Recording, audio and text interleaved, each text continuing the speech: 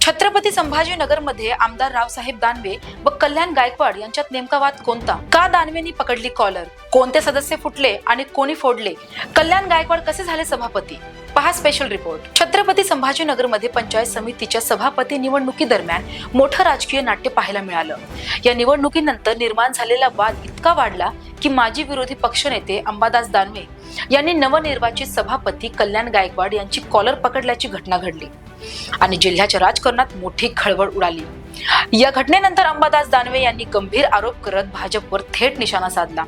त्यांच्या म्हणण्यानुसार भाजपने त्यांच्या गटातील 3 सदस्य फोडले, त्यांच्यावर दबाव टाकला आणि सत्तेच्या जोरावर मतदानाची दिशा बदलली। यामुळे संतापलेल्या दानवे यांनी गायकवाड यांना जाब विचारताना त्यांची कॉलर पकडल्याचंही स्पष्ट केलं।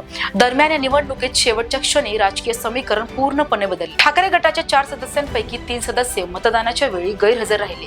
यामुळे मताचं गणित भाजपच्या बाजूने झुकलं आणि एकूण 9 मते मिळाली। ठाकरे गटाच्या 4 सदस्यांपैकी 3 सदस्य मतदानाच्या वेळी गैरहजर राहिले।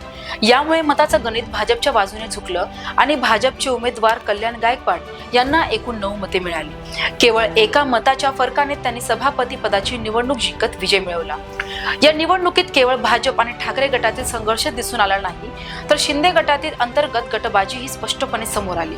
उपसभापती पदासाठी शिंदे गटातील 2 वेगवेगळ्या गटांनी स्वतंत्र उमेदवार उभे केले होते। पालकमंत्री संजय शिरसाट, समर्थक बाळासाहेब गाडे यांना भाजपची साथ मिळाली आणि त्यांनी 10 मतांसह विजय मिळवला, तर खासदार संदीपान भुमरे समर्थक उमेदवार राठोड यांना 7 मतांवर समाधान मानावं लागलं। या निकालामुळे शिंदे गटातील मतभेद आणि अंतर्गत स्पर्धा उघडपणे समोर आली। जिल्ह्यातील राजकारणात शिरसाट आणि भुमरे या 2 गटांमध्ये वाढत चाललेली दरी ही या निवडणुकीत स्पष्ट झाली।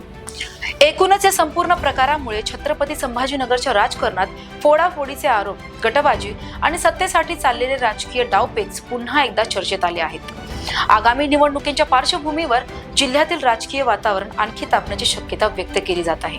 त्यामुळे पुढील काळात शिरसाट विरुद्ध भुमरे हा संघर्ष जिल्ह्याच्या राजकारणात कोणतं वळण घेतो याकडे सर्वांचं लक्ष लागलं आहे। अशाच माहितीपूर्ण व्हिडिओसाठी पाहत राहा थेट बातमी।